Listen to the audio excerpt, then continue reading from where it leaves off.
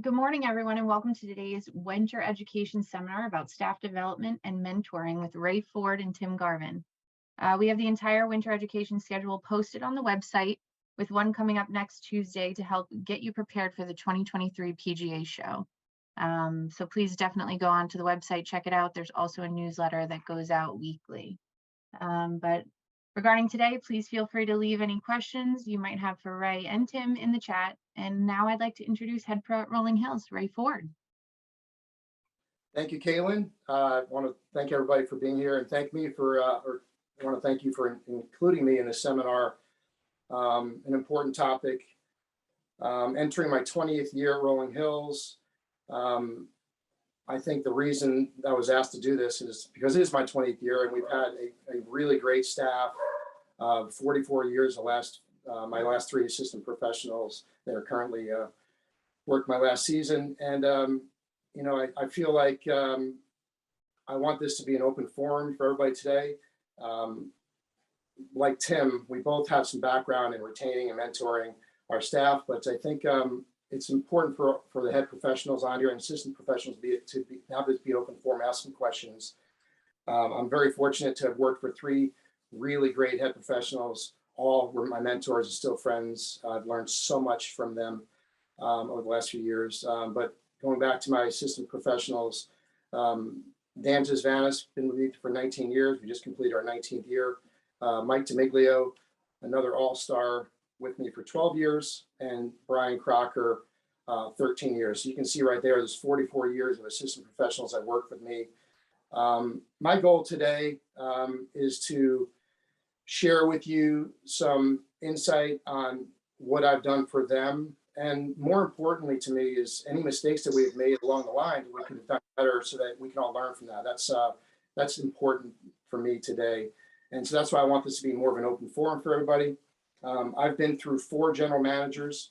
I've been through 11 golf chairs. I've been through 11 presidents, 7 or 8 ladies golf chairs. And I think we'll dive into how that is important for us to navigate when it comes to your staff and how you can, for lack of better words, fight for them and make their experience better so that your member experience is better. There's always a fine line between how we sort of navigate those areas. So Tim, if you want to add to anything there, please feel free. Yeah, no, I mean, the only thing I want to add is that basically this is kind of a brainchild of a new concept with Generation Z. Ray and I have read through this. I've experienced it. It's from my experience and Ray's experience, and it may not be applicable to, every facility. And if there are any questions on how it could be more applicable to your facility, just reach out through email or throw it in the chat. But we have a PowerPoint presentation for you based on what we think is going on in the marketplace right now as far as hiring, training, retention, mentoring, those kinds of things. And unfortunately, as John Hobbins always says, it looks like the inmates are running the asylum. But the truth of the matter is that that's kind of the truth. You can't you're trying to attract quality employees. You're trying to develop a new generation of golf professionals. If you look at the job board right now, which John brought up yesterday, there are many, many, many jobs open. And the days of, having 30 resumes on your desk or, being able to pick and choose, those days are over. So it's a different world. And we're going to try to explain it through the PowerPoint as best we can. And again, this is just from personal experience. And, we hope that, our collaboration here will help educate you and, in some of the things that we've seen. So what I'm going to do is I'm going to bring up the PowerPoint and we'll start to go through that. Share the screen.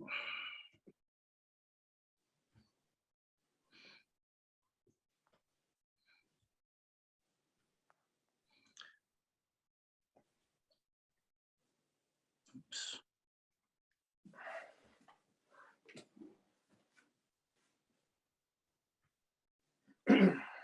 Hold on. I went back to a more neutral screensaver in case I lost any Cowboy and Eagle fans. I think Nick Yawn just jumped off. Doesn't even want to attend this thing now. Hold on one sec. That was a screenshot of the Giants locker room the last 7 years during the playoffs. So it was a very lonely feeling. Are we good with that on everybody? Can everybody see that? We can't see your screen yet, Tim. Okay, hold on one sec. Sorry.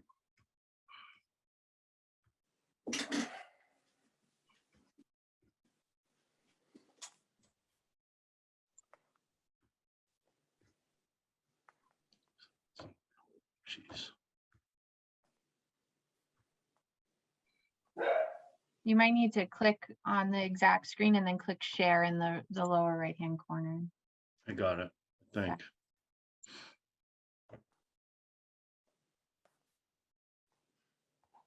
All right, we can see it. We good? Okay, cool. Again, we'll move to slide 2. That's just a welcome. So hiring practices available, and this is pre-COVID and pre-Generation Z, and we'll get to that description in a minute. Was employment through the section, PGA links, obviously Jonathan Gold, Golf Business Network, GBN, PGM programs, networking, word of mouth, in-person educational forums, PGA show, LPGA website training and coaching seminar, and then obviously Instagram, Facebook, hiring websites. When I hire people, I actually look at their social media to see whether the person that I'm speaking with is actually the person that I think I know. So if there's a lot of assistance on the call, I would clean up my social media accounts because people are actually watching that. Advancement within Zoom interviews, past employees, high school golf players, and college golfers. One of the things that we found now is that why do employees leave? And statistics right now show that money may only be a small part of why people leave positions. The concept is really like Apple, Microsoft, Google, with a relaxed schedule. People leave because they feel unappreciated. They're not individually recognized for hard work amongst their fellow employees and also in front of the members. They don't feel they're part of a team with a unified goal to make your facility better. They feel disconnect with their immediate supervisor and don't want to rock the boat. And sometimes they feel like nobody is listening because maybe you're in charge of the operation, but another employee is their supervisor. They need to feel like that they can come to you directly and talk to you about their employment, whereas they may feel uncomfortable going to, an immediate supervisor that they don't really get along with. And they don't stand out as a vital part of the team concept. Going to Generation Z, and then I'll kind of turn it over to Ray. So Generation Z is basically a generation that grew up during COVID. And this is, college graduates, 19 to 26-year-olds, and then what the expectation is from them for employment. And you're going to see, as I've experienced a lot, young employees coming in and talking to me about what they want first, and then creating kind of a position on their own where I have to travel here and I've got to go there and I've got to do this. And originally I probably dismissed that, to say like, oh my gosh, I can't believe this guy came in, or this person came in, applied for a job and started to tell me what they wanted. But it happened more and more frequently. And there's a reason for that. The experiences in new areas that are encompassing for lifestyle. People want to live a lifestyle now where they can move around. They can work a certain amount of hours, kind of create their own schedule. And again, 10 years ago, 15 years ago, the door, here's the door. But unfortunately, we're not in that situation anymore. They'll work, benefits, time off, playing, but there's plenty of benefits that are there. And there is a positive side to all this. I know it doesn't sound great, but work week, 40 to 50 hours, maybe part of the team, family time, family illness, maternity, or any recurring family events or friends' golf trips that have been a staple in their lives are very important. And you need to carve out those things for those employees, even on a minimal basis, to make them happy. And again, if we didn't have a shortage of people looking at positions, we wouldn't be here. Housing, safety, flexibility. And you got to remember, all of these kids that are coming out to hire, to retrain a new generation of PGA professionals, they went to college and they didn't go to a football game, and they didn't attend class. They sat in their rooms and remotely did everything. Their experience was very, very low. As far as travel goes, as far as social events goes, as far as so they kind of feel like they're a lost generation because of COVID. And so they're out there saying, well, it doesn't matter how much I make as long as I can go and do the things that I want to do, because I got to make up for lost time. And that's a general concept among this entire generation. So I'll actually turn it over to Ray now. Yeah, we can, I'm not great at following this scripts, you'll probably find, but we can even discuss some of the topics we just went over. Yeah, that'd be great. Yeah, going back to, when I was an assistant pro years ago, it seemed like the assistant pro worked ridiculous. And when you're getting golf business, you work long hours. You weren't necessarily paid a high salary. And your goal was maybe be a head pro and move on. I think, now things have changed quite a bit. And I didn't even realize that. And I've learned so much in the last 5 years post-COVID, how things just in general, all of this have changed. I only knew, and I worked for some great head pros who I sort of pushed myself. And I just think just having an open communication with your staff at all times each year, and knowing what their goals are, is critical. And again, I was fortunate to have assistant pros with me for a long time. So I never experienced all of this, but I think, for me, just having the continuity and having the staff be a part of the budgeting process from when we, you're the liaison to the board, the golf committee. And I think, I think it's critical. And so let's just go look at generates the, I think, can we do this one right here, Tim? This Generation Z. I lost the screen for a couple minutes there. It's on Generation Z. Okay, yeah.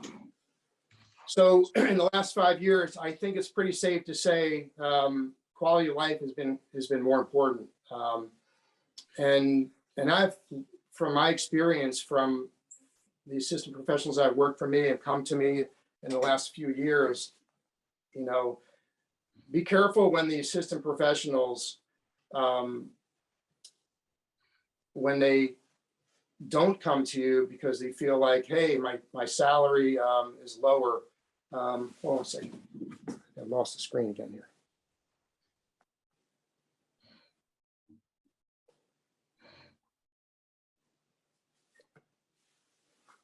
Sorry about that.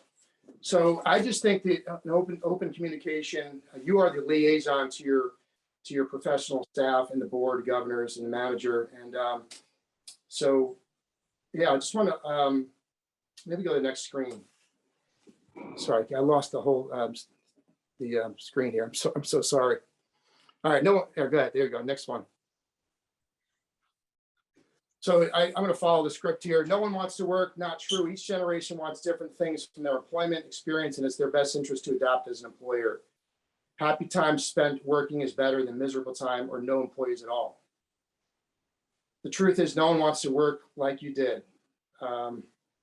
That's true for me. It's head professionals. Sorry, I'm drawing a blank here for a second.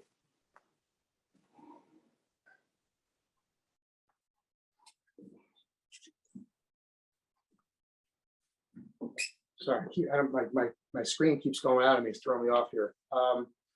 The truth is, no one wants to work like you did. COVID has created a sense of isolation, health awareness, life urgency, mental stress, exploration of post-COVID. And nowadays, the 80-hour work week is sort of not in play anymore. So most assistant pros want to work less hours, and quality of life is more important. Let me scroll to the next screen there.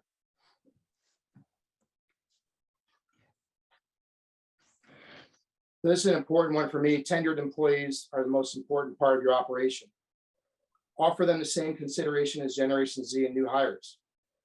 Describe the generational differences to your seasoned employees and employer. Give a seasoned employee a few weekends off and make sure Generation Z is covering, as they might have to cover that other way. Any savings from Generation Z should be considered bonuses, increased pay, or benefits to tenured employees.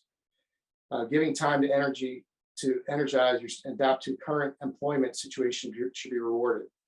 The fact is that tenured employees is the best position of all right now. So, Tim, you want to lead? You want to chime in for any of those topics there?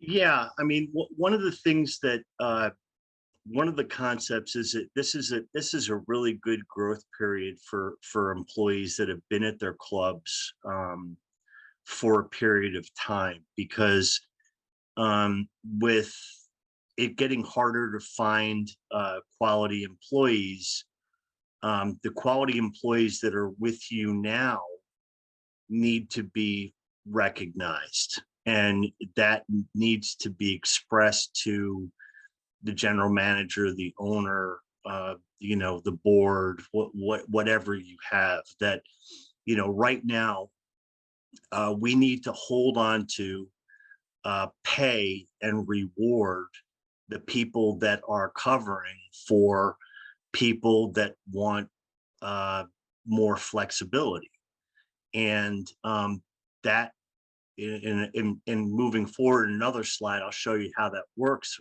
financially. But there's they have to be rewarded. It's time for the tenured employee to step up and say, look, the iron is hot right now. bringing in these new people. I've been here. I've been loyal, you know, and it's a good time to go to your employer and say, look, you know, it's a thin market. We don't know who we're going to get.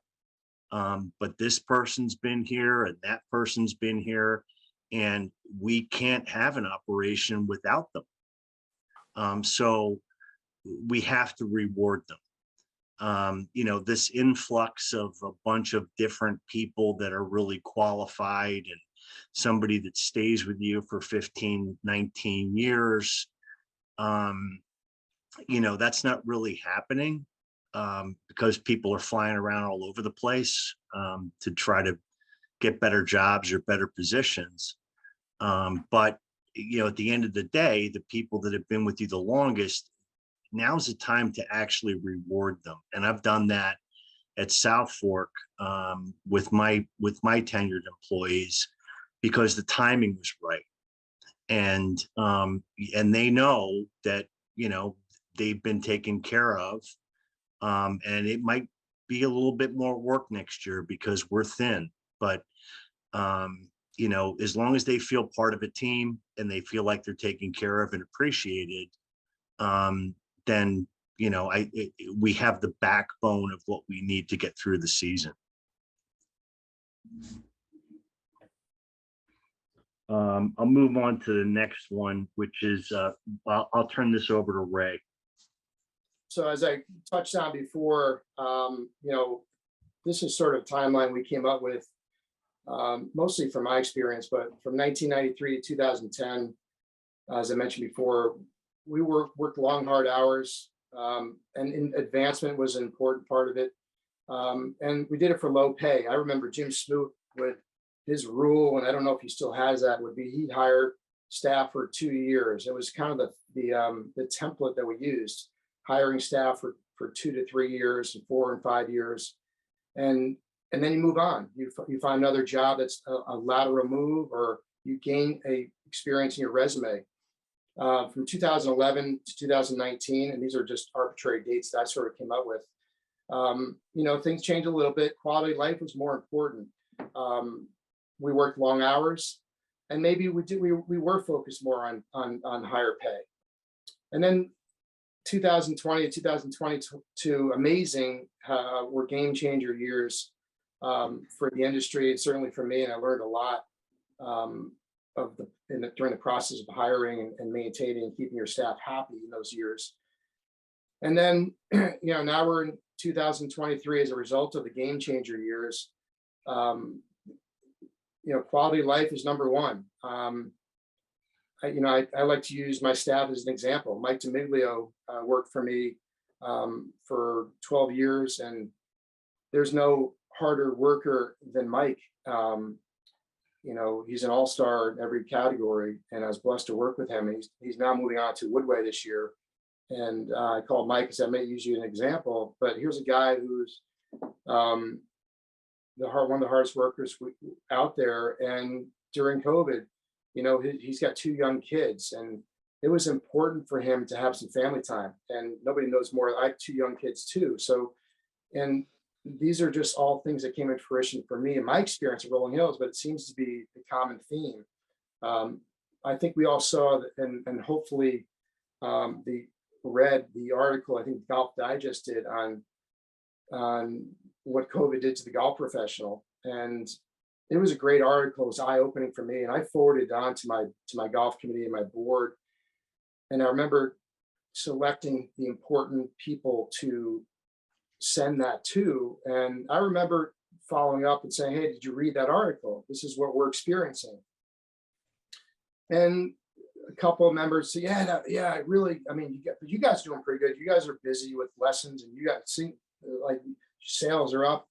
I'm like, yeah, but did you read the part about how family time is sort of down? And I was shocked and surprised. Now, and we have the greatest membership in the world, that not as many responded to it like, wow, I didn't realize that this was going on. And so going back to my comment before, is our job as head professionals to relay that information to your golf committee, your board, your general manager, and just keep spreading that word that how these are challenging times. And as a result, I think, so this is eye-opening this year. I've never had to hire staff until last year. I tried to hire an entry-level assistant professional. I didn't realize the industry and the marketplace. So, and for all the reasons Tim had already mentioned today, I was blown away by the lack of interest at the entry level, and I find out that numbers are down for PGM programs. So now I've gone through the interview process because Mike is moving on to another club, and eye-opening for that process as well. But what I've learned from it is to have the open dialogue each year with your staff. Find out what their goals are. Mike didn't have kids years ago, and we always want to keep our staff as long as possible, and we always want to make sure that they're getting the most, the highest compensation possible with the best benefits. But it's not about the money. So be careful when your staff is not telling you or coming to you. You need to go to them, and that was eye-opening certainly the last 2 years. And just that quality of life has changed. And quite honestly, I always want my staff to make the most amount of money possible. But what I learned from Mike, and sorry, Mike, I don't even know if you're on today, using you as an example, but that quality of life and having that family time, there is no better father than Mike, using Mike as an example. But how do you balance family and work? And that is your job to communicate that to the golf committee. And I certainly do, but you have to be tactful in that. So Ray and Tim, Yeah. just mentioning, kind of hopping around here, you mentioned Mhm. open dialogue and going back to the tenured employees. Based off of both your experiences, how would you recommend that a longstanding tenured employee approach their head professional about, the issues of, pay, work-life balance? Or how do you suggest, if like the head pro might not be open to it, how do you think people should approach that? Well, I think I'll answer that one, Tim, because I have been experiencing it a lot this year and in the last few years. I think, and I do this every year. We have, for a few years, the club made it mandatory to do year-end reviews. And then I added a spin to it. And I said, let's set some goals for the next year.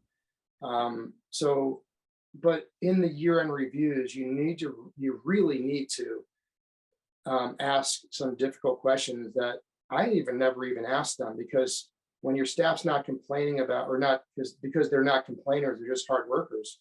But you need to just be really open end of year and actually mid-season reviews. How are you doing? How's family life? Are you tired? I mean, these are just conversations that you think you're having, but it needs to be, meeting mid-season reviews, reestablish your goals, set your goals for the start of the season, make them set goals.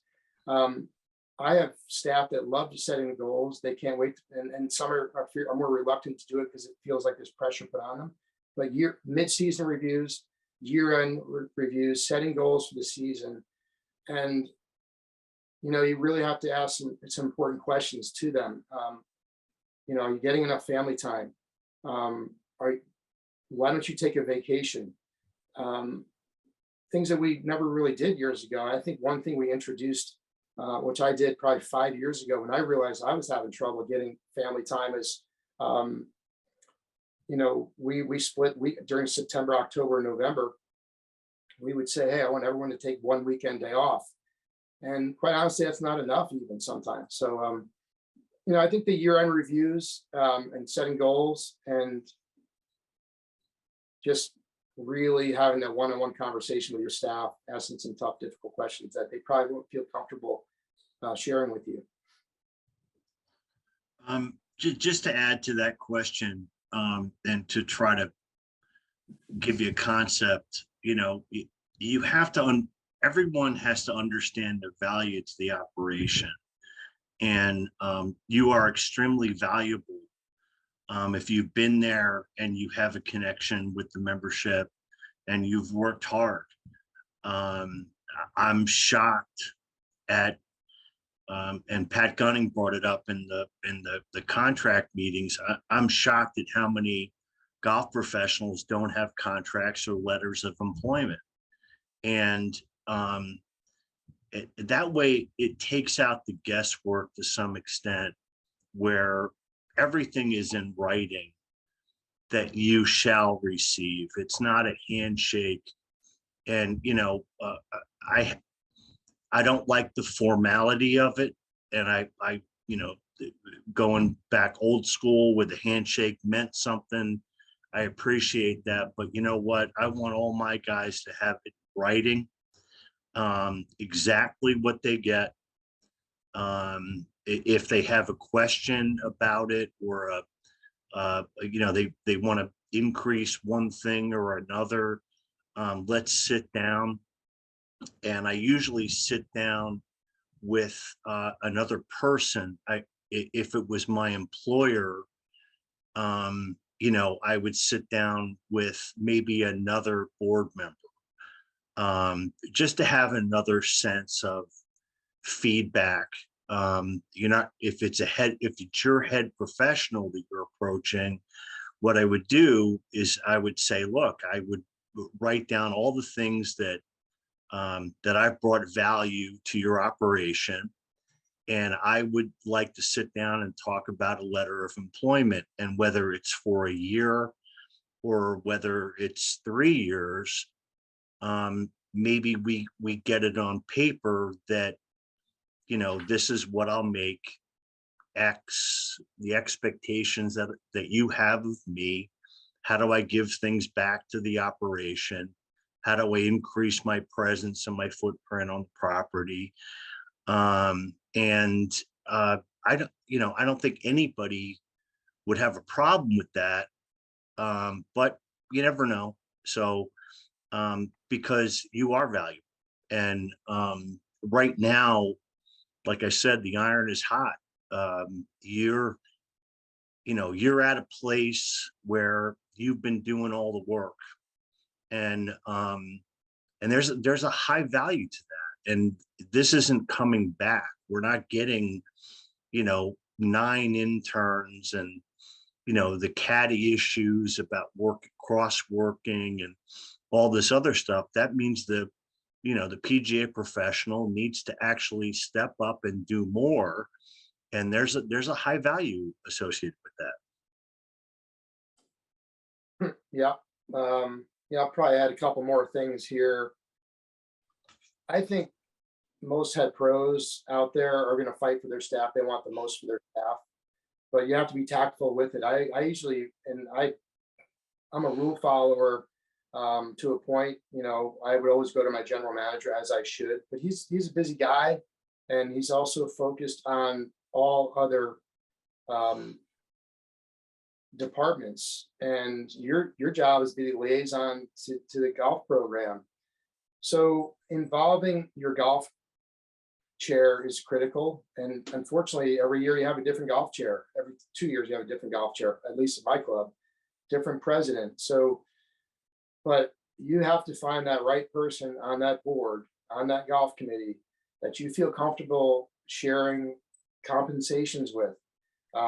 You can't rely on just the general manager. Again, I've been fortunate to work for great general managers, but they have a lot of departments to focus on, and they oftentimes are focused on the weaker areas. And in our case, I'm not tooting my own horn, the golf program has never been the weakest area, it's been the strongest area. So well, it seems like you're doing pretty good, Ray, with golf. Let's keep it status quo. Like, yeah, but, and going back to, I don't even know what the for so many years, I didn't even know what the going rate was for assistant pros, what they made.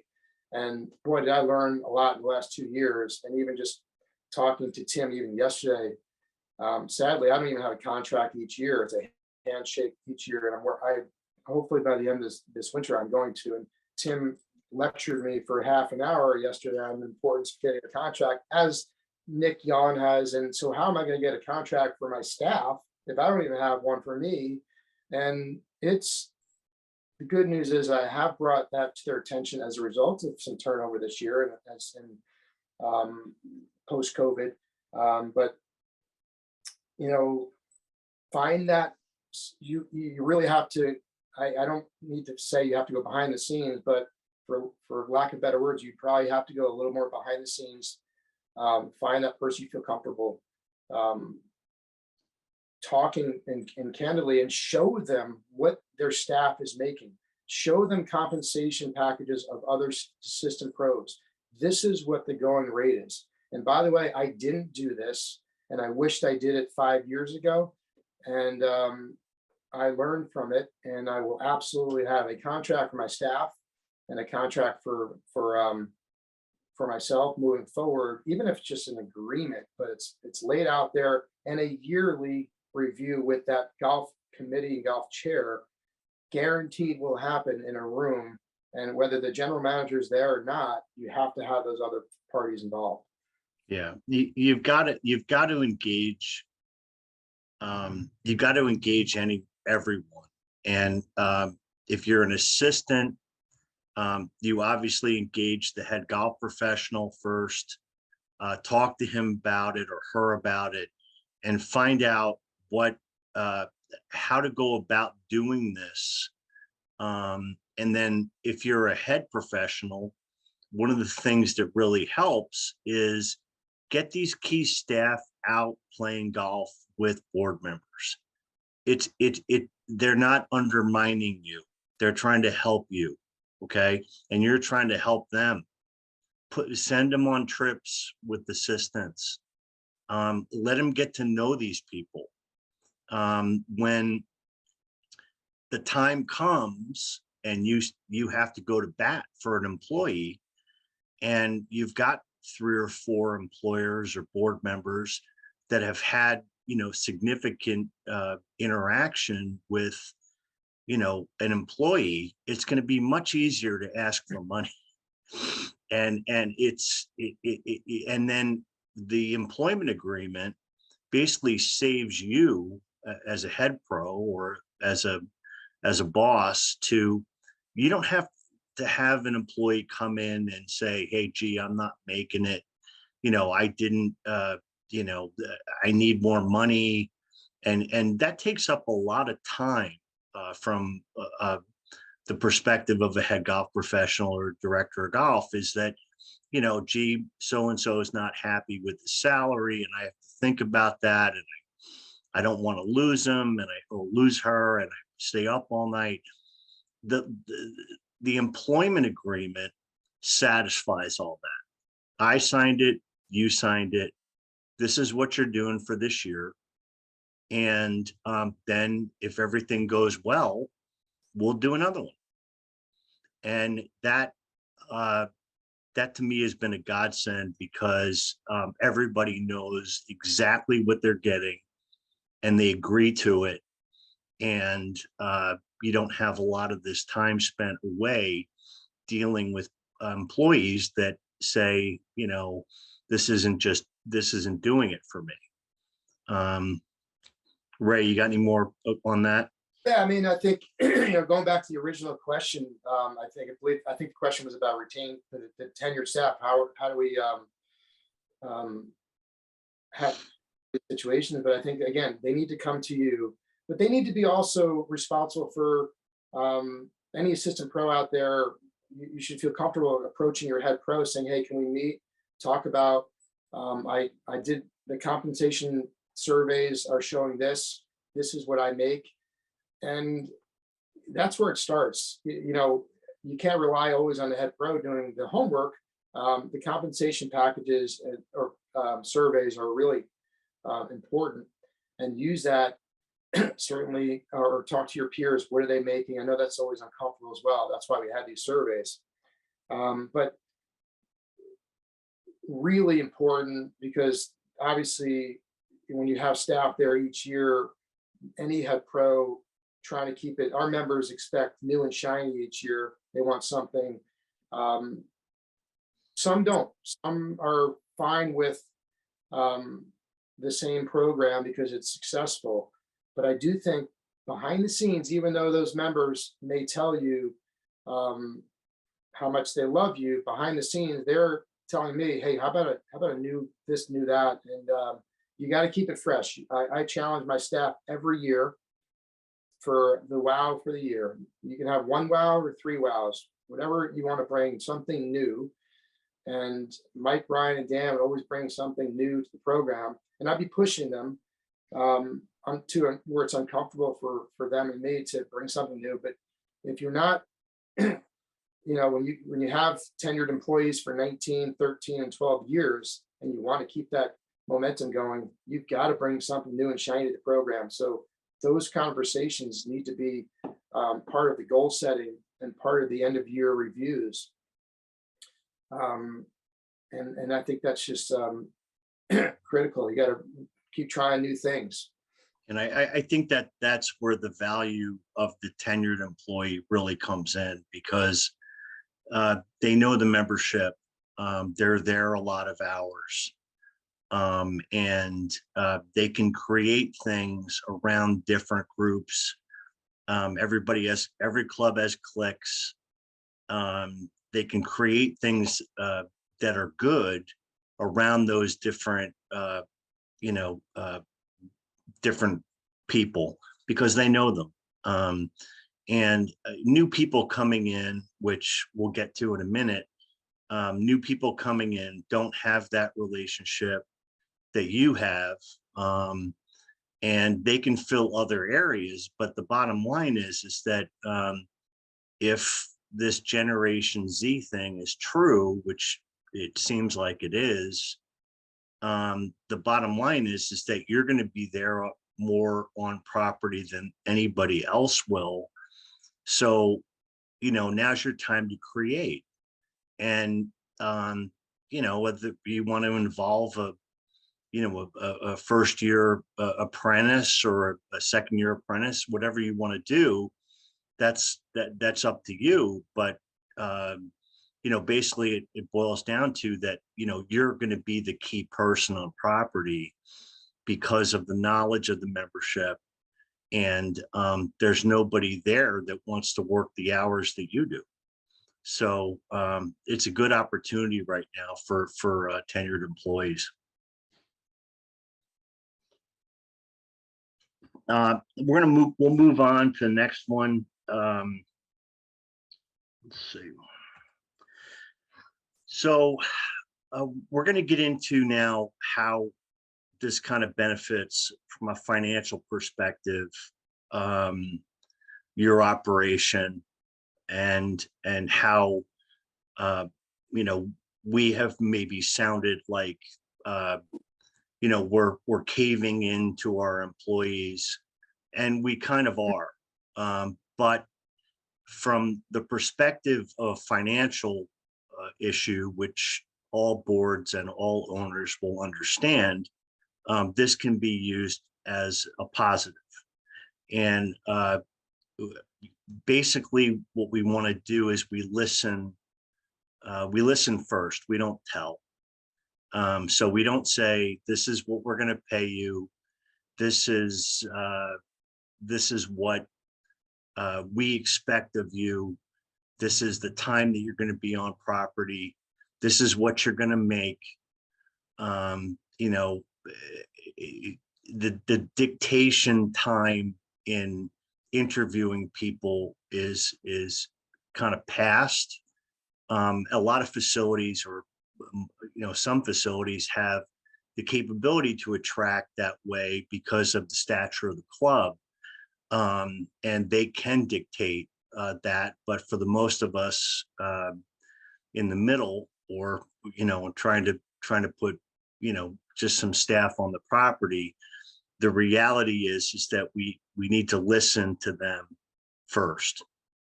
And there's no need for any of this yet. The letter of employment, what you want to do is you want to find out what they want. And I know it's hard, and it was hard for me. so to listen to what they want, but my alternatives were extremely low. My alternatives were that, I have tenured employees taking on positions that they didn't want. I would have to do it, or maybe kids to do it. I mean, high school or younger. And, so we needed to kind of listen to them. And we did. And some of them were extreme, like, hey, I've got to go away in August for 2 weeks. And, I need the last weekend in July off, and, this, that, and the other thing. And you have to weigh that out. But every concession within this process has a dollar amount associated with it. So if you're giving in, then they need to give it. And what's been going on in my experience is that they're willing to give in if you meet them halfway. And it's good, it's better to have more limited employees on property, working less hours, that are generally accepting of lower pay, for concessions to the lifestyle they want to create. And, I've got, all the things that these kids missed out on college, the road trip to Colorado and the skiing and, going to games and different stuff like that. They want to try to experience that now. And family is an extremely important issue with this generation. And we'll get to that in a minute, but you want to highlight the letter of employment or contract that addresses all the needs of the desired applicant, and then you come up with a number. So you've given in, you've caved, you gave them everything that they want, and then you craft a salary and a pay scale that actually works with what they gave you. And it kind of wins here on this right now. You're gonna get them, you're gonna give them free time, you're gonna give them everything that they want, and you're gonna let them do whatever they want, and you're gonna pay them a decent wage with some benefits and incentives, which we'll get to later. And that that's going to lead us to the next slide, actually, which is what did we do before? And this is all the things that we did pre-COVID, 10, 15 years ago. We created a pre-written budget through discussions with the employer regarding budget, work hours, and benefits. And we advertised the job for a certain amount of money, which was slightly negotiable. But it included, 80 hours. And we used to have tons of resumes, picked out the best fits, the best 5. You called them, you interviewed them, and you picked one, okay, or 2. And then the interns just filled in later under these people, and you're really leaving them without a full operational experience because they're not involved in the entire day-to-day operation. But that was kind of the way that it went for a long time. Some interns actually filled in, at the loss of an assistant, stepped up and learned a lot. But, to try to teach your interns, try to get them to leave with 100% 100% understanding of the entire operation. They may come back because they're learning a lot more than they were in these designated positions by the PGM. Now, what comes next is we need to hire more people to cover the hours. So what we can do, going back to the owner or the board or the head professionals, we can show them that we're not offering $90,000, $100,000 packages to a single assistant to work 80 or 90 hours a week. That would include benefits, housing, possibly, dental, and all the things that you end up fighting, because they've actually reached the max of what they can pay that person. So now you're looking at a nice big salary. You're looking at some lessons. You're looking some teaching. You have an expectation of what you're going to make throughout the year. And then what happens next year is that you did so well that you get a slight increase. So you've actually capped yourself by accepting that job. And you get a slight increase the following year, you get a slight increase the other year. And there are times that, again, going back to value, where you are more valuable than you were the year before. And right now you're extremely valuable. So when you look at that, you say, well, 2-3% this over the years, what is my value right now with all these assistants positions on the board, not a lot of applicants. Employers are taking chances on young, possibly inexperienced people. And what we need to do is, if we give in, we hire more employees and let them spread the word that they enjoy working at the facility with an employer that gets them. And what I mean by that is that they understand the need for family. They understand the need for safety. They understand where they've come from without a lot of these social events, and the need for exploration and the need for new experiences. And then what you do is you go back to your tenured employees, and basically whatever money you ended up saving, you can talk to them and say, would you like the same lifestyle, or would you like a raise? But this is what it means in your employment contract. And you're actually ending up saving money. And actually, I'm going to turn this over to Ray now. And Ray, do you have any comments on the stuff that I went through? No, I actually covered that pretty well. I was just thinking about how I could add lib to what you just went over. Seems like you have more experience with that than even I do. So no, I'm actually, and my screen is up and working here, so I can actually follow the script a little better. So I apologize. Okay. So why don't we just read through the importance? We've sort of talked about this already in the beginning of the seminar, and but a lot of these things we've talked about, stressing to the general manager, the owner of the board, the importance of golf. Remind them the members are joining the club for golf, not necessarily for food and beverage. Although it's all important, that message maybe isn't that easy to tell your general manager, who may feel the golf program is fine as it is, but remind them that your assistant professionals for running a great program is why the members are joining the club. And so that communication with your team is critical. We talked about annual goals and year-end reviews. Things change, the club changes, short-term goals should too.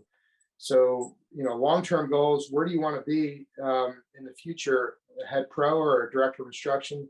Those are important long-term goals because they change. And once you have kids, for example, or maybe you just don't want to be a head pro anymore, you want to just be a career assistant pro and just say, hey, I'm fine with where I am. I just want to be able to provide for my family. Really important conversations to have each year with your staff. Keeping up with compensation of these assistant, starter, director of instruction, shop managers each year.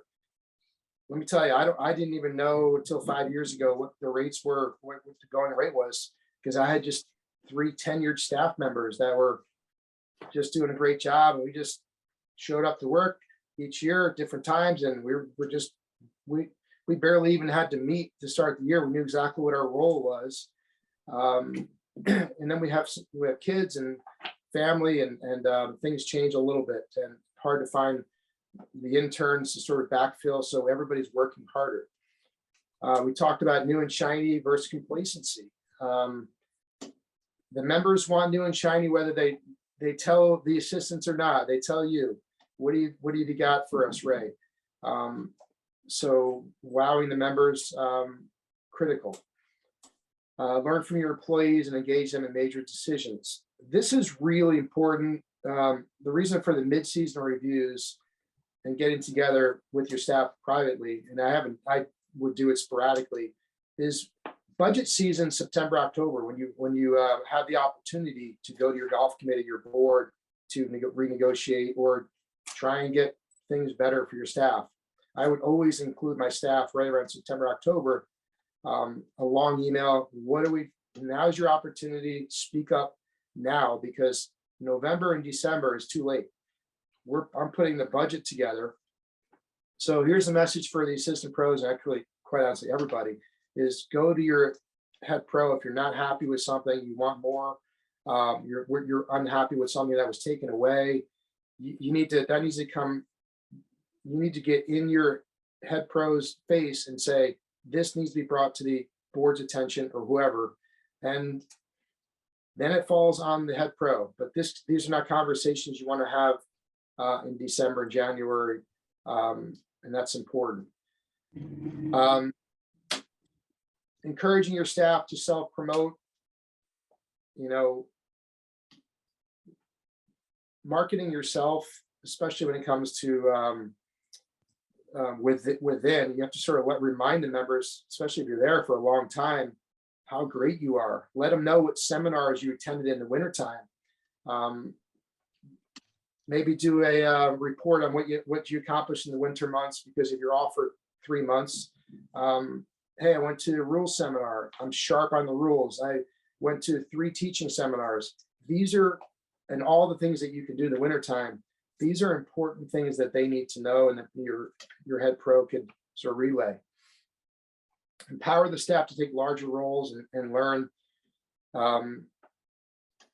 I think we sort of, my team is always specialized in certain areas. And so, for instance, again, I'm just using I've got, all I have is my experience with 3 all-stars, which I've had for years. But we sort of evolved to, Mike was the equipment specialist. He knew more about club fitting than anybody. And when members said, hey, where do I go for club fitting? Mike's the man. And I literally would lean on Mike and my staff for all their specialties. Brian was a rules whiz, he still is. I'd lean on him for rules. And you let your staff know that I go to that person for those reasons. And obviously Dan was not only the main golf instructor, and I would always go to him for that, is take some lessons from your staff right in front of the members. Let them see, this is who I go to. So empower your staff by reminding the members what their specialty is.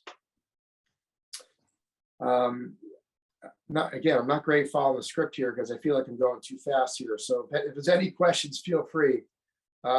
We talked about this already, when and how to communicate with a general manager or a board member. Tactfully, that's the best time, is September, October, November. That's when the budgets, at least for our Rolling Hills, has always been when the budget process starts, and when we can change things if needed.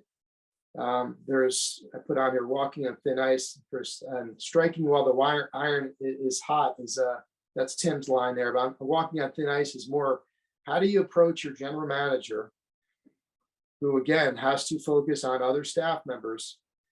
Well, you have to include your golf chair. You have to include those important people on the executive board. Get them involved, because those are the ones that are taking lessons from the golf staff. Those are the ones that are doing the club fittings. Their juniors are part of the junior program, and you need to like get to them and do it tactfully. Always inform the board of your staff's accomplishments, ideas, progression of the operation. We just went over that just now. You and your team are the golf experts. Really important. I always, when members say, who do you take lessons with? I say, I take lessons with Dan Tisvanis. What about your short game? My putting coach is Brian Crocker. What about Mike D'Amiglio? He's my bunker. I mean, you got to brag about your staff, and that's important to remind the members that they are the golf experts. And when they hear that, and that culture is out there, that's why members join the club, is for the golf staff. I'm sorry, maybe I'm partial because I'm a golf professional, but let's be honest here. Most members are joining for the golf club, for the golf program, and you need to protect that territory. And I certainly wish I did some things differently over the last 5 years to do that, but I feel like I do. Nobody fights harder for my staff than I do, but fighting for your staff by going to only your general manager is not always the tactful way, because they're so busy, as great as they are. Tim, anything you want to add to that? No, I mean, the only thing I would say is that, golf professionals and professional golf staff shake more hands than anybody on property. So the point of first contact, golf staff. It could be valet, or it could be pull up, but it's usually some kind of golf staff or a golf staff member helping valet in some way, shape, or form. And we shake more hands and we meet more people than anybody on the entire property. I mean, the grounds crew it pales in comparison. I don't think 60% of my membership actually knows what my superintendent's name is, and he's been there for 25 years. So that's empowerment, and that's value.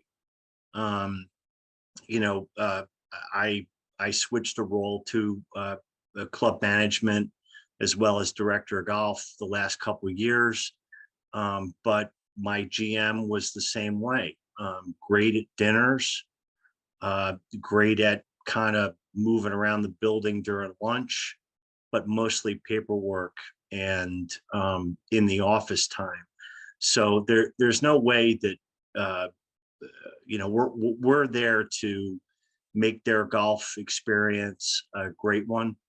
Going onto the tee box, talking to members with guests, that value is huge. And no one should ever think that that's just part of my job. Your personality and your staff's personality toward the members and the guests create the environment at the golf club or at the facility.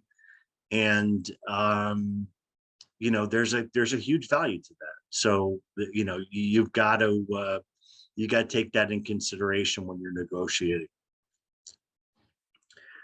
I'll move on to the next slide, and this is one of Ray's as well. Well, I'm actually was reading it in advance because I put it in Eagles green. I was going to put it in Eagles green instead of Giants blue. I'm just trying to, again, I don't want to feel like we're being redundant, and so I open, anyone has any questions, feel free. I feel like I read this just when Tim was talking. We covered so much of this already. But going back to encouraging staff to take some time for themselves, educating themselves, exposure. Let's talk about mentoring your staff. You need to push them to get involved in the metropolitan section. Attending seminars, educational seminars, critical, because you can never stop learning. And I think we all do that, but Years ago, I remember picking on poor Mike today, but I would tell him, you're such a talented player, go and play in some tournaments, because not only are you going to meet some people, and he did. I mean, because there's no more people person than him, but I would encourage him to play in every assistance event, attend every seminar possible. And then over time, no better dad than Mike, he said, I'd rather spend more time with my family. So, and then I became a dad, and like, now I know what Mike, why it's challenging, but you still have to put that effort in. I know I'm involved in the Folds of Honor and PGA Hope. That's my sort of staying connected with and giving back. My entire staff always gives back, and they're always helping me with programs. But playing in tournaments, sign up. I don't care if you shoot 82 in a tournament or 68. Get out there and play with the members. We were so busy the last few years. I think it's pretty safe to say that everybody else that hasn't played as much, we certainly would rather be teaching and making some money to play with the members. And going down, looking down anything I may have missed here. Encouraging staff to take the vacation. I think something years ago we never did. Who took a week vacation in August? We grind I remind our staff all the time, you're going to grind and work your butt off, at least at Rolling Hills, for April, May, June, July. I'm asking for 110% effort for those months. I'm not saying you got to work every day, but just go in there mentally prepared. Those are the busy months. At least for Rolling Hills, our members sort of go on vacation in August. Kids go back to school in September, and it does ease up. Even during COVID, it sort of eased up a little. Actually, I mean, that's not true because it didn't. But now it has. So you tell them they need to take a vacation. And if they feel like they fall too far behind, I know if I took a week off, I'd fall so far behind, I wouldn't be able to catch up. But I go away I do mini vacations. I do three days away, and I encourage that. But by all means, we got a big team, a great staff. And as hard as it is to cover each other's shift, I think it is imperative that, especially when you have a wife and kids, to have a vacation time and well communicated so we can all cover each other. From my experience, I've had some loyalty amongst our staff. We sometimes we're loyal. We're so loyal that we don't want to look to see what's out there to make things better. And you're so loyal to your staff, you work around that person because they're such great, true professionals. I just like to use our staff as an example. Dan Tisvanis, every year, every few times a year, I'm going to visit my mom in New York. I'm like, Dan, what do you mean? Like, I'm taking a half day on Sunday. So if you ever ask me for a day off again, Dan, to go visit your mom, please don't. But that's how professional he was at all times. And so that's that loyalty that we sort of had amongst each other and my entire staff. But I just wanted to I always want our staff to look around and see if there's anything better out there. I would always encourage them and keep that open line of communication with at the end of year review. Say, hey, where do you stand? And again, I'm as guilty as anybody because I didn't do this enough, but I want to spread that word today. Say, hey, these are conversations and tough conversations you need to have with your staff because they don't want to look around because they're loyal to you, but you don't want them to leave. But these are just the conversations that you need to have at your year-end review. It's not just this is what we need to do better next year. And by the way, I'm as guilty as anybody. Have a nice winter. It's are you happy? And make that staff member feel appreciated often. You know, after each event, I would always send a text message, group text message to our staff. Thank you for a great event. You guys made the member guest the best it's ever been. Those are ways to appreciate your staff, yes.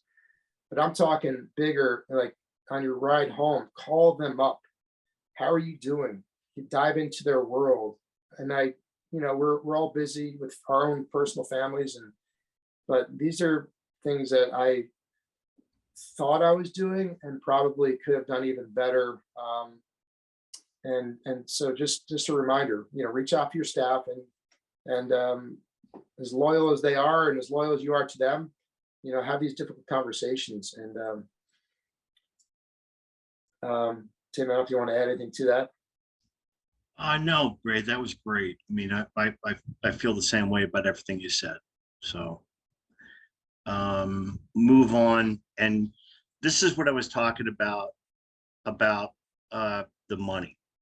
And so you create a position. Let's say that the guess here is $90,000 for an assistant, and this is to the head professionals working 80 hours a week, which is fair because it's a high salary, lesson income is high, and your expectation of them, the club's expectation is that they're going to be there all the time.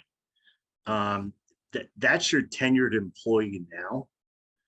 And then if you're bringing in other people, once again, going back to the concept of letting the applicant create the position, you're looking at a lot of money that can be saved over a period of time by giving this generation exactly what they want. And that to me is a win, because I can bring more people on property and then assess their value to the club.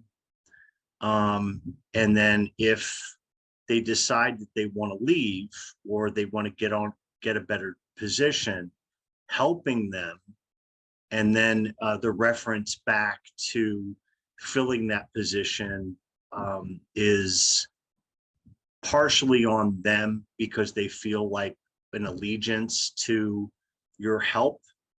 But the saving of the money is really in the benefits. It's in the overtime. It's in giving the flexibility.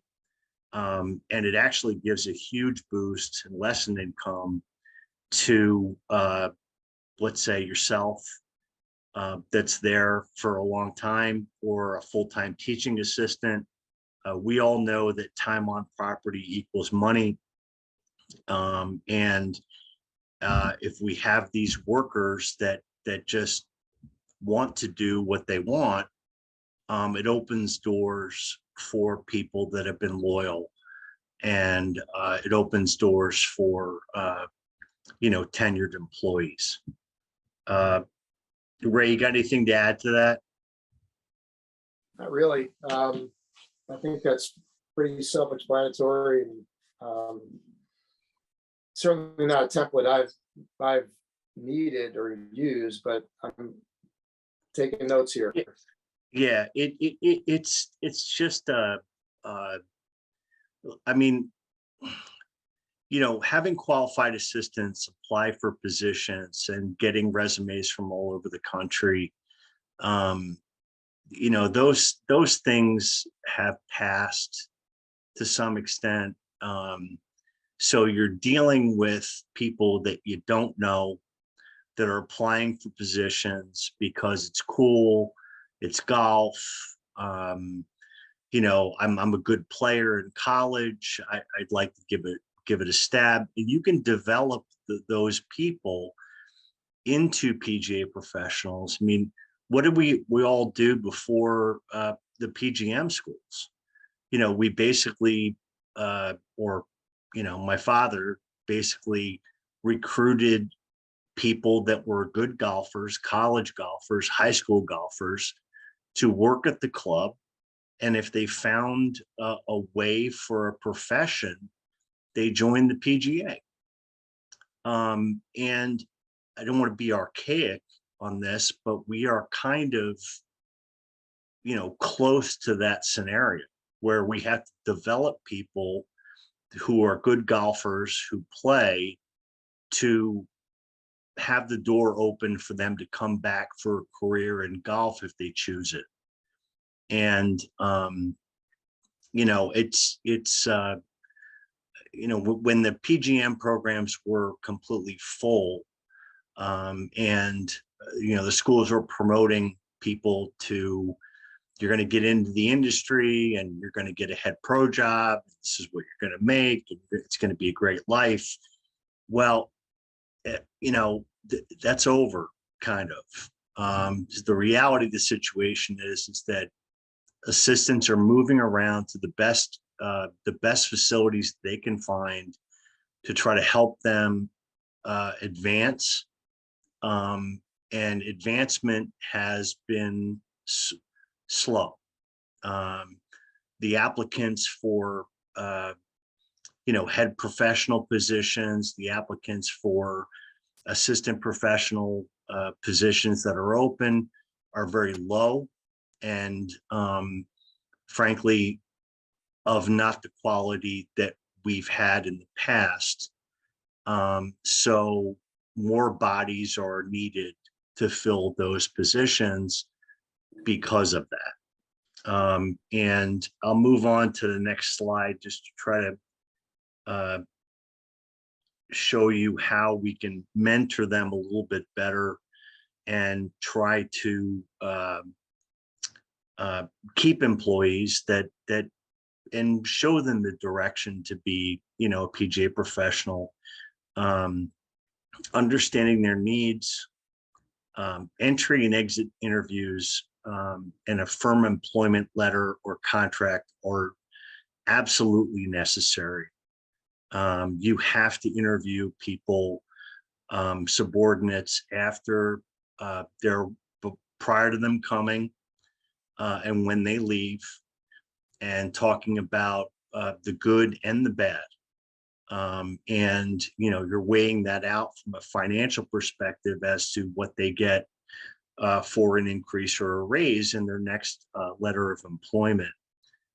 You've got to be available for discussion with them at any time, making quality time and making it special to them.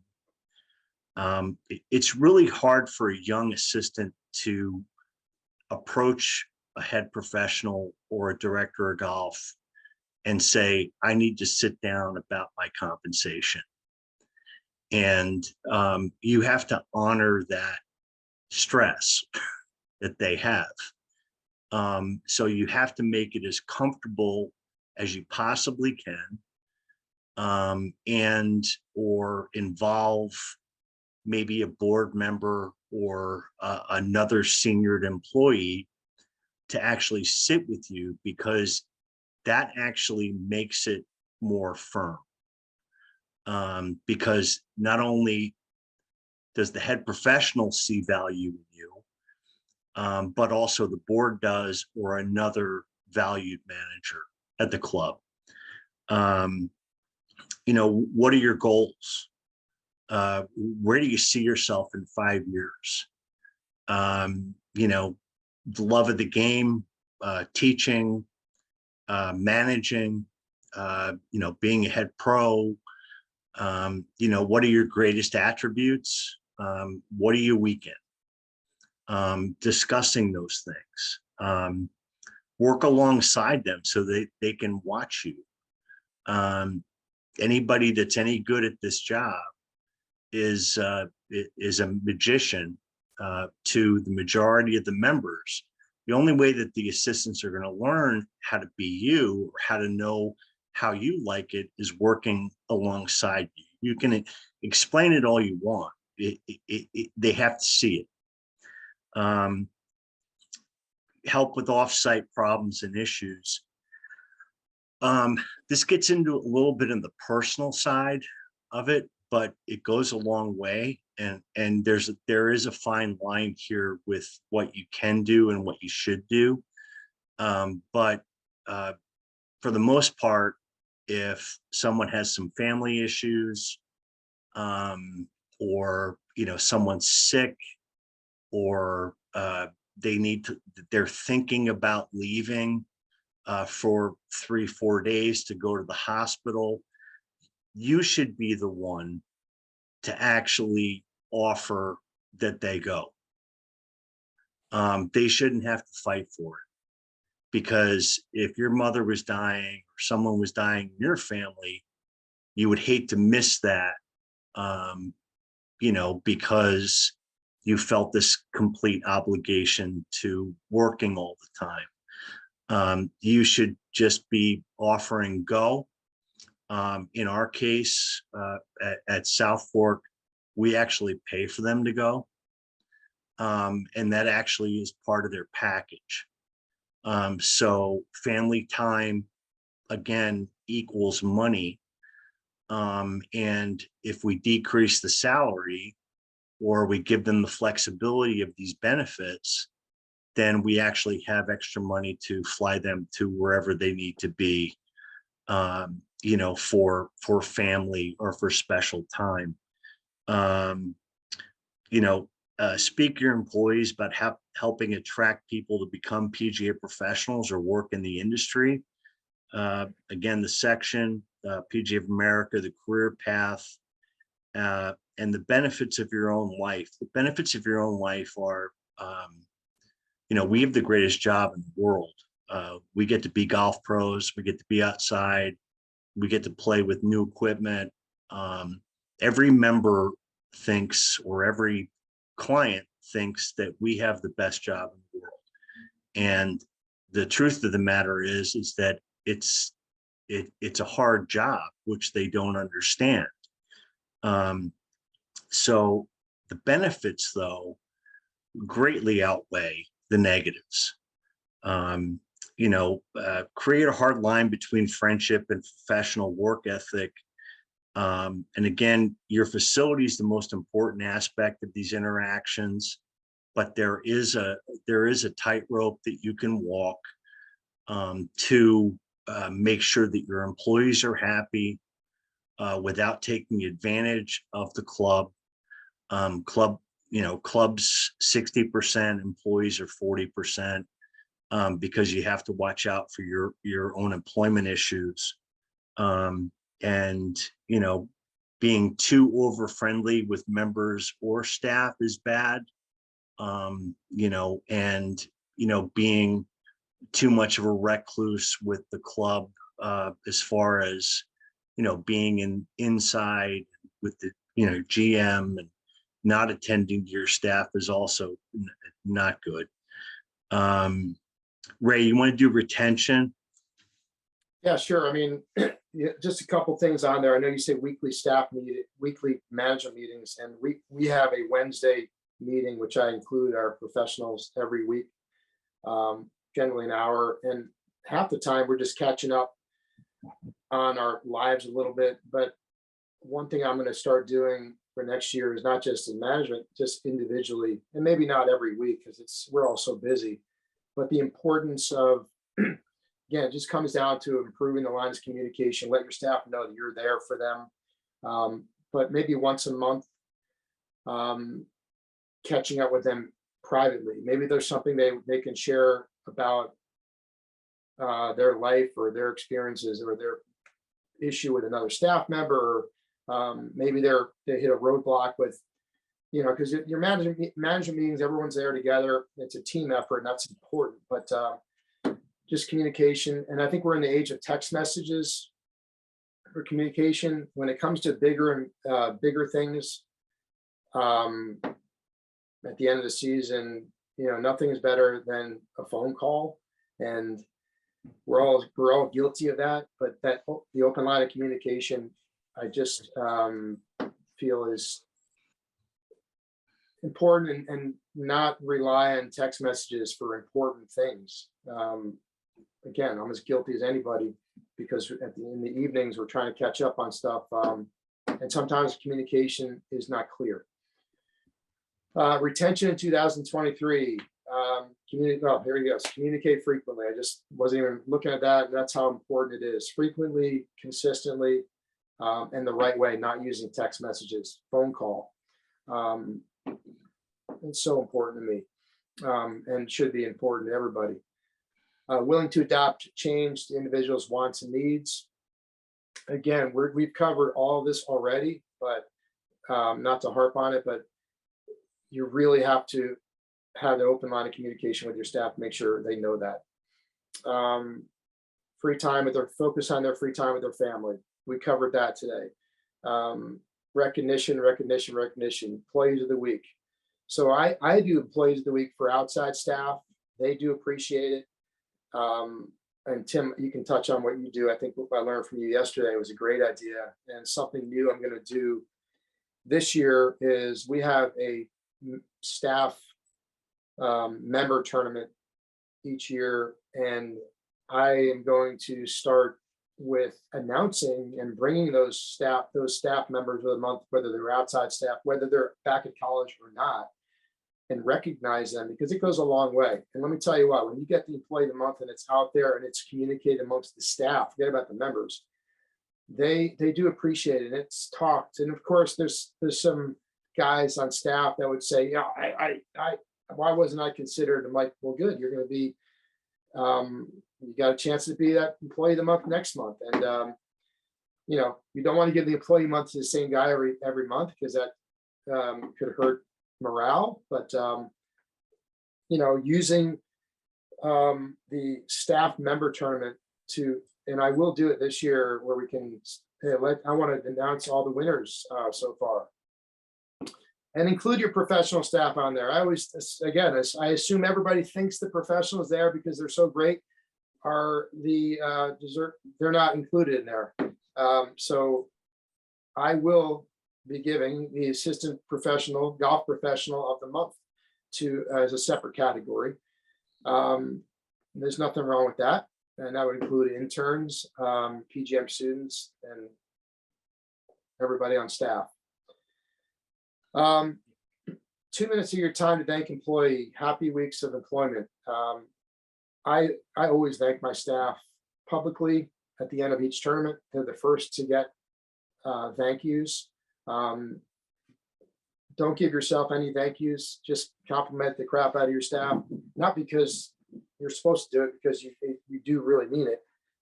But again, reaching out to that staff member often and let them know how much they appreciate you. Catch them doing something good. Is you know, when you see something great out there, please let them know. You got to catch them doing something good, not always bad. Read your employees mentally each and every day. I can be better in that area too. We're always so busy, but it is important. You know, we're all always on the go. Stop to talk to your employee. How you doing today? And really important to take that time for that member. And again, I'm an open book. I'm as guilty as anybody not doing that enough. But I'll catch myself, and when I do, I will immediately reach out to that person. I remember driving home, playing at Fisher's Island this year, and I played with a member who was complimentary of one of our staff members. Happens to be our starter. I called him up there and just said, I just got the nicest compliments about you, and I know you know I know you know this, but I just wanted to thank you. And those go a long way. Really important.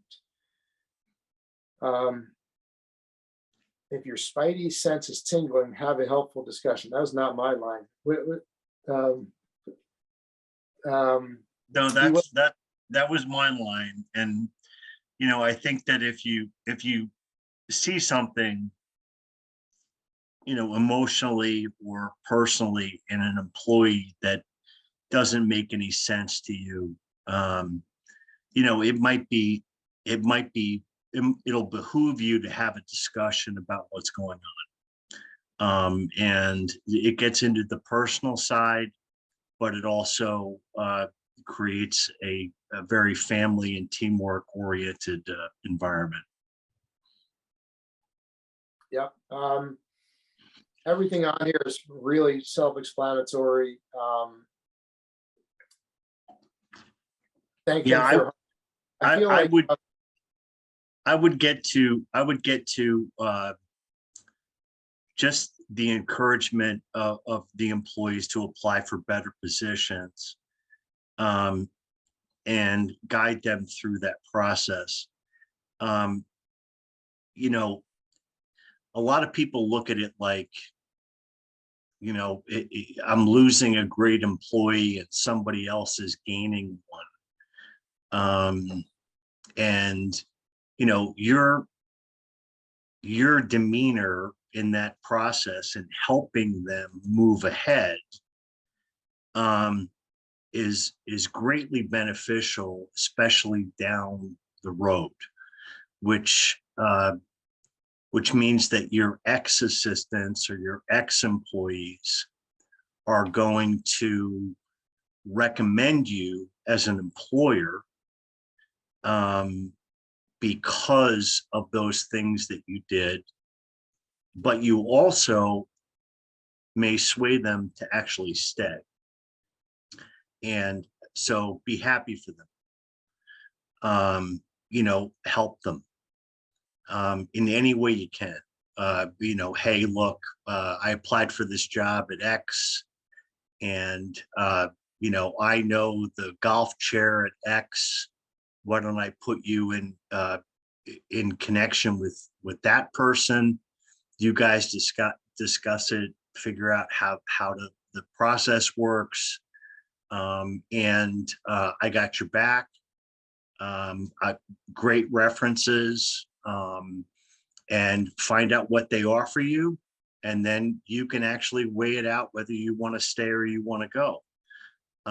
But be proactive in them moving on, because it actually helps. It helps down the road, and it's beneficial. And like the whole kind of 2-year and out thing, I never really believed in that. But the concept is that you want to have people move on, but a lot of assistants want to move on in their own time. And they might want to stay 4 years, or they might want to stay 5 years. And that's fine. As long as they're being proactive in looking for a better position and learning and exploring that. So I never gave them a timeline to stay or move. I've got assistants that were with me for 2 years that are head pros, and I have assistants with me for 11 years that are head pros. And it was all the time of their maturity within the golf industry to, be capable to take on the operations that they were applying for. Because frankly, they don't want to fail, and they don't want to let me down for all the things that I did for them. So there's a lot of positives that come out to try to have somebody move on, and your employees will greatly recommend staff to your facility post that.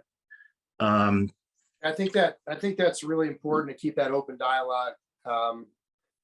It's an uncomfortable situation when there's such loyalty, but you want them to know, I only want things to be better for you. And when you're, we have a unique experience the last 19 years for me, because we're a team, but when you're all there, you can't move up if everybody's there. So there's only a few ways to you increase your salary. You find ways to increase your lesson revenue. But even there's a ceiling on it. And that's where it really, really important to go to that, to have this open dialogue. Hey, when, let's make it better at Rolling Hills. That's my job. Your job is to make the program better.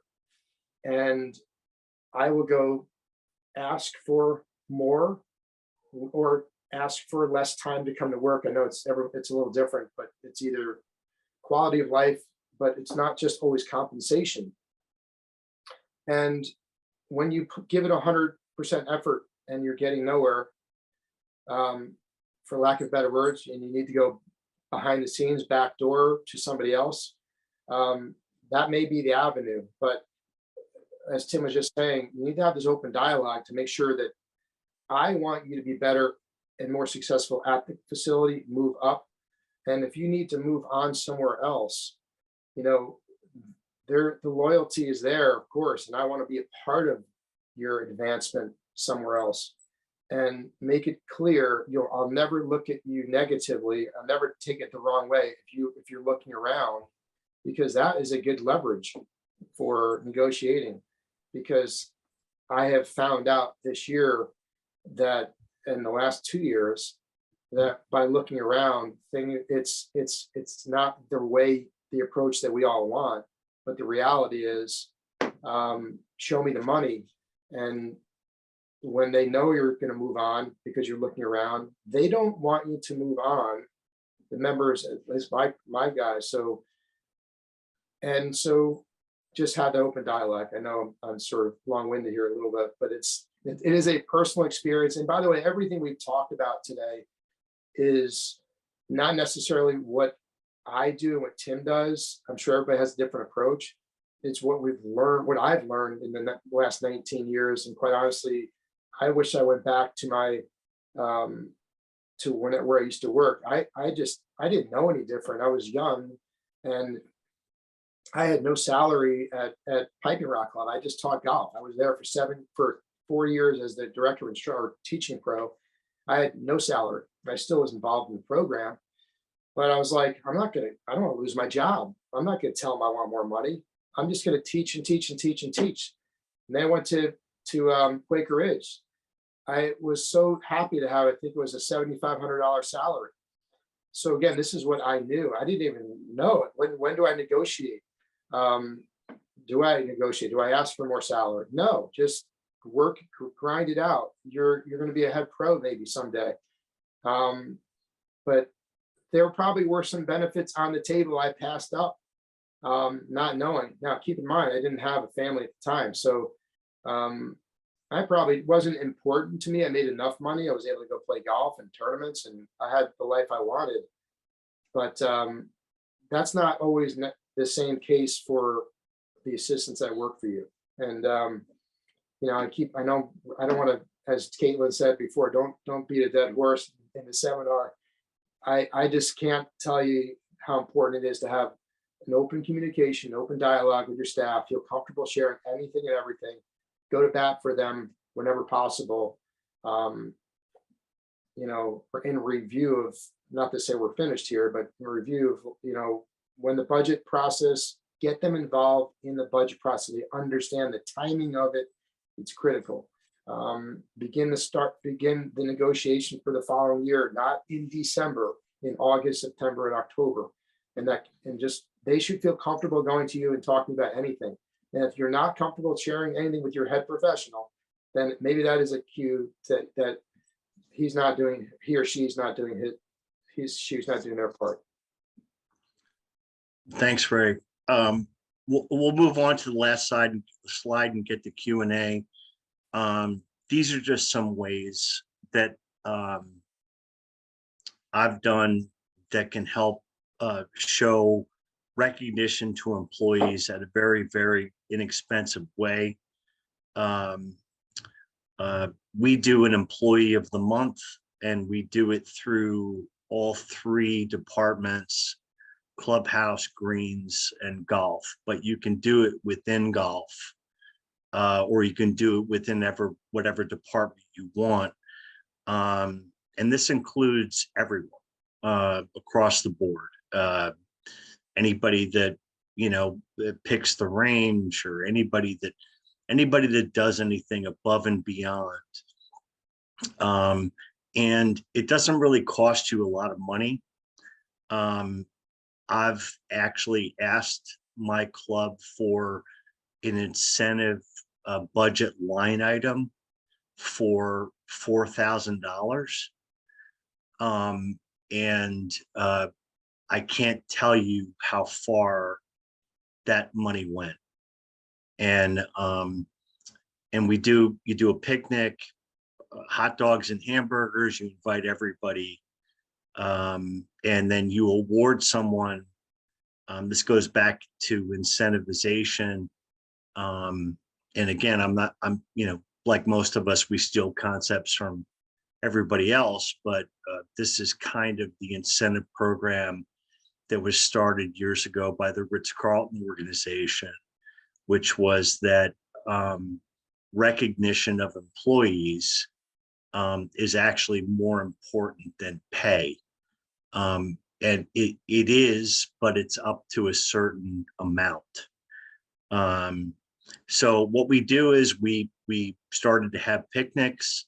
We awarded the employee of the month a couple $100, check with a small plaque that recognized them. We took a photo and we put it in the club newsletter.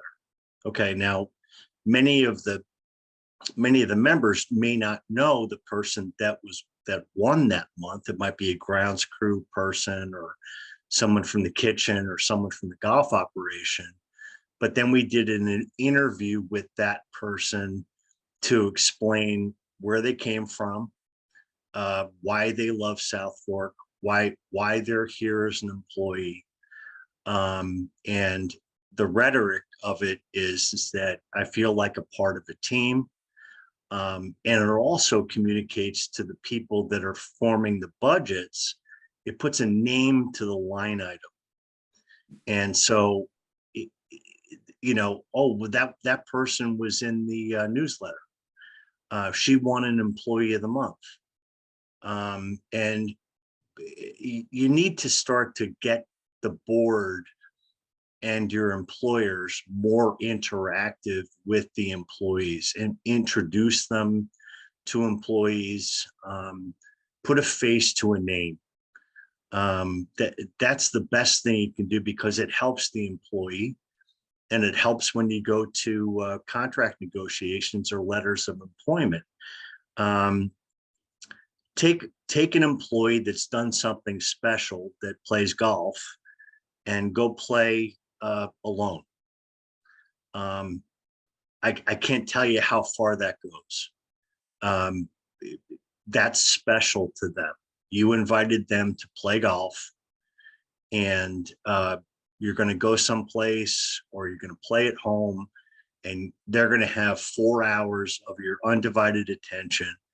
And I understand that it's giving up on income, possible lesson income and whatnot, but for the employees, this is huge that they understand that you gave this up because you gave it up for them. And it endears them to you. Involve the board members as much as you can. Play in pro-ams. Allow the employers to interact with special employees to help retention. Just bring everybody together and try to get the board members to understand and know the individual employees that have done such a good job for you, especially tenured employees. Pay attention to what your employees like. I use that wedge as I've got an assistant that's a wedge guy, loves wedges, buys them, trades for them. So what, as a bonus, because he did a great job, I had somebody make him a personalized wedge. It cost me $80, and it lasted like extensive thank yous over the next 6 months. And what it all adds up to is these small things come down to an employee is always going to be approached to leave, or they're always looking at the job board. They're always looking at the salary. they're always looking at the benefits. And so the leap of faith is really, do I have a place that appreciates me, or do I go to the unknown? And you have to hold them. And how you hold them is by doing the things that were said above. You're part of a team. You're part of a family. We're gonna do incentives. I'm gonna go to bat for you for salaries. I'm gonna find ways, along with your help, to be more creative in your income stream, and be happy for them to wanting to leave, and always leave a door open. If they're great and they've been tenured employees, there's no shame in going back to the job they had, because you should bring them back. You shouldn't have to replace them all the time. And then use them as assets in their connections at other clubs to help you find other employees. Because if their experience was good, and they felt like they were part of a team, and they were part of a family, they're going to recommend you as a potential employer. It was the best job I had. I loved it there. You should go there. And that's where we're at. It's not hundreds of resumes on there anymore. It's word of mouth and trying to take care of our employees, and dealing with what's coming up.